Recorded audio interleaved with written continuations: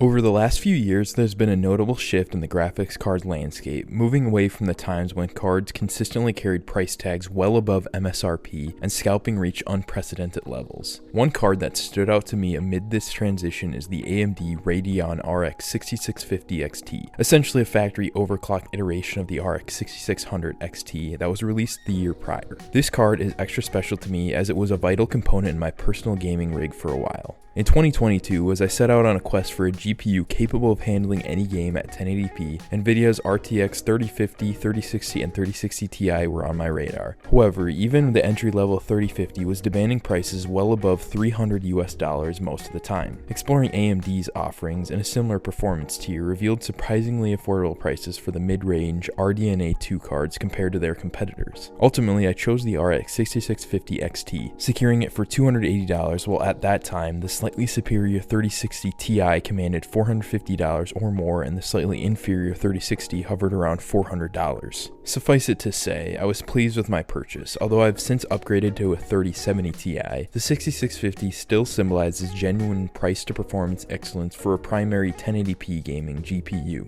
Despite the introduction of new cards from both AMD and NVIDIA, some with compelling value in their latest generation, I believe the 6650 maintains its relevance as we enter 2024. Today, I'll be putting this card to the test in several popular and modern titles to assess its standing almost 2 years after its release. The 6650 made its debut in May 2022, based on the RDNA architecture and featuring the Navi 23 core with a 7nm process size. Originally priced at $399 US, it was $20 more than the 66 XT from the previous year. In terms of onboard specs, the referenced 6650 XT boasts 2048 shading units, 128 texture mapping units, 64 render output units, 32 compute units, and 32 ray tracing cores, an identical render configuration to that of the 6600 XT. The key difference lies in the approximately 2% higher clock speeds on the 6650 XT with a base clock of 2055 MHz, a game clock of 2410 MHz, and a boost clock of 2635 MHz. Like other cards from its generation, it operates in a PCIe 4.0 bus interface.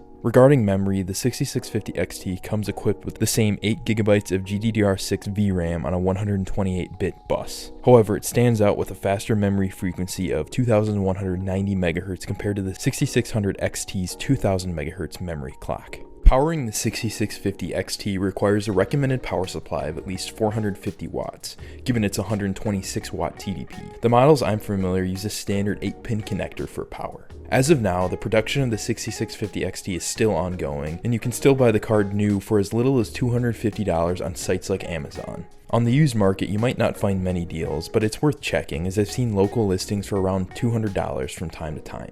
On paper, the 6650 XT remains competitive against some of the best new budget cards. With modern features and API support, it seems to have a promising lifespan ahead. While I acknowledge its capability for some light but limited 1440p gaming from my personal experience, today's testing will focus on 1080p. Testing this card in 1440p may be worth exploring in the future. My 6650 XT is an MSI Mech 2X OC model with an additional 2% overclock and 1% higher memory frequency. It features 3 DisplayPort 1.4 ports and 1 HDMI 2.1 port. In my experience, this particular cooling unit works pretty adequately. My GPU test bench consists of a Ryzen 5 5600X, 32GB of 3600 MHz CL16 DDR4 RAM, and Windows 10 Pro installed on an NVMe SSD. During testing, I'll primarily use presets and explore settings that challenge the card with higher graphic fidelity while not necessarily chasing higher frame rates. If you own this card or the very similar 6600 XT, optimizing graphic settings for your target FPS or overall performance is highly recommended. To kick off the tests, I ran Counter-Strike 2 at the very high quality preset. In a practice bot match on Dust 2, I averaged around 230 FPS after a few rounds with a 95 FPS 1% low. This result clearly showcases the 6650 XT's prowess in esports titles, likely providing a very high refresh rate experience in 1080p games like CS2. Moving on to Fortnite with DX12 and the high preset with TAA enabled, the card faced a pretty demanding challenge and averaged around 87 FPS during a match. It's worth noting that adjusting the settings to a more competitive configuration will boost the average frame rate to a much more competent level. For this test, stressing the 6650 XT was the main priority. In GTA 5 at the highest settings, with FXAA, I observed an average of just over 100 FPS with a wide range from as low as 50 to just under 200 FPS depending on the environment. Even after all these years, it's surprising that GTA 5 can get a little demanding at the maximum settings. Red Dead Redemption 2, another Rockstar title, was tested with the favor quality preset slider set to the max, ultra textures and TAA set to high. The 6650 XT handled it well, maintaining an average of just under 70 FPS with a 1% low of 35 at this intensive configuration. In a more demanding area in Strawberry, the frame rate dropped to just under 60 FPS, but it felt just fine. Like I usually recommend with games like Red Dead 2, giving up some frames for the visuals is worth it in my opinion, and the 6650 XT handles it well. Moving on to Horizon Zero Dawn, I ran the benchmarking tool with the ultimate quality preset and the camera-based anti-aliasing option was selected. The result was fantastic with an average of 96 FPS and minor dips were noted with a 28 FPS 1% low. The in-game performance was similar, albeit more stable, with a lower average of 80 FPS, but a 1% low increase to 60 FPS in some of the early game environments. Forza Horizon 5 with the Extreme preset featuring high ray tracing quality showcased the 6650 XT's capabilities. While not as strong in ray tracing as Nvidia's cards can offer, the card delivered a steady 77 FPS and a 64 FPS 1% low during the built-in benchmark. I disabled RT in another test run which led to a huge bump to 161 FPS and a 129 1% low. Either way, the performance that the 6650 XT provides here is really solid at 1080p and should be enough to satisfy pretty much anyone, ray tracing or not. In Cyberpunk 2077, the 6650 XT displayed a more stark difference between its performance with and without ray tracing. With the Ultra preset and FSR 2.1 set to quality, the card achieved an average of 103 FPS and a 73 FPS 1% low. However, enabling RT at high settings resulted in a significant drop to 36 FPS and a 28 FPS 1% low. It's evident that this card performs notably better without ray tracing, and the gaming experience in Cyberpunk doesn't seem compromised by the lack of this feature. However, for those who prioritize things like ray tracing, opting for the 6650 XT may not be the most recommended choice. Moving forward to some 2023 titles, Hogwarts Legacy at the Ultra preset with FSR 2 set to quality demonstrated an average of around 93 FPS and a 50 FPS 1% low in and around Hogsmeade Village.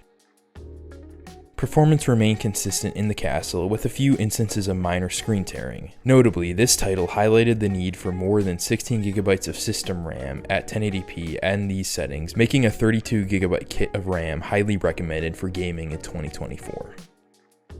Baldur's Gate 3 operating in DX12 with the Ultra preset and FSR 2.2 set to ultra quality ran impressively well. Frame rates consistently hovered around or well over 100 FPS, averaging around 137 FPS with a 51 FPS 1% low. It's intriguing how this game stands out as a gem for budget gamers, especially given its minimum requirements of what is essentially a decade-old system with an i5 4690 and a GTX 970. Assassin's Creed Mirage at the very high preset with adaptive quality off delivered a visually appealing and stable 89 FPS with a 47 FPS 1% low in the built-in benchmark. While a few noticeable dips were observed, overall the performance of the 6650 XT in handling this title was pretty commendable. Starfield, as anticipated, introduced a bit more instability in performance, tested at the high preset with FSR 2 set to 64% render resolution and 70% sharpening. Occasional big frame drops and stutters were experienced in the demanding New Atlantis area. Despite these challenges, frame rates generally stayed around 60 FPS most of the time, showcasing decent graphic fidelity at the high settings. Given the expected performance on similarly priced cards and the potential for improvement with more optimal settings, the results were generally satisfactory. Recent testing for me in Starfield includes cards like the GTX 1070 and 1660, so this type of output with higher graphic settings was refreshing to see. Concluding today's testing, I ran the 6650 XT through some synthetic benchmarks with 3D Mark. In Firestrike testing the DX12 API, the card achieved a score of 29,971. For DX12 with TimeSpy, the 6650 XT secured a graphics score of 10,018. Finally, in Port Royal testing ray tracing, a score of 5,016 with the GPU was recorded. As we step into 2024, the 6650 XT continues to offer substantial value for its price, hovering around $250 on the low end. With decently robust specifications, a modern architecture, and 8GB of fast GDDR6 VRAM, it proves to be an excellent choice for 1080p gaming. While it may not excel in handling intensive ray tracing or higher resolutions, its impressive price-to-performance ratio remains a highlight. For those considering 1440p gaming, the 6700 XT emerges as a viable upgrade in the RDNA 2 hierarchy, at approximately $320 right now, offering 12GB of VRAM and increased overall power. Other AMD options include the RX 6600, 6600 XT, and the latest Gen 7600, or the used 5700 XT. All present solid price-to-performance options for 1080p and maybe some 1440p gaming. NVIDIA alternatives such as the 3060 Ti and 3070 or 4060 may appeal to users preferring NVIDIA or seeking specific features, but in my opinion, the overall value of AMD cards for gaming currently surpasses that of NVIDIA. If you have experience with other modern budget or mid-range GPUs, feel free to share your recommendations in the comments. As always, I hope you found this video informative. I'm committed to maintaining a little bit more upload consistency in 2024 with budget hardware testing and reviews, along with plenty of budget builds. If you're interested in that sort of content, consider subscribing and feel free to leave any comments, questions, or suggestions. Thank you for your continued support.